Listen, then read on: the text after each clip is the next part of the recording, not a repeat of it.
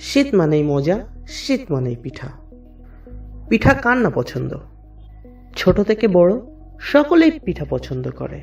আর যদি সেটা হয় ধোয়াটা গরম গরম পিঠা, তাহলে তার কথাই নাই।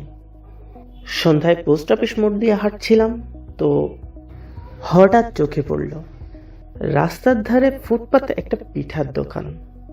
গরম গরম ধোয়া ওঠা পিঠা দেখে লোভটা আর সামলাতে পারলাম না, চলে গেলাম পিঠা খেতে। মিনা পিঠাঘর।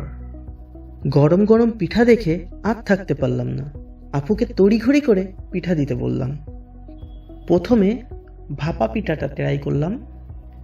এত মজা আর অতুলনীয় টেস্ট, যেটা ভোলা যাবে না।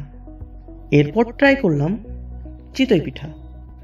চিতই পিঠার সাথে 3 রকমের চাটনি দিয়েছে, সরিষা ভর্তা, ধনিয়া পাতা ভর্তা আর শুটকি ভর্তা। এক একটার জন্য এক এক রকম টেস্ট, কোনোটা কারোর সাথে তুলনা হয় না।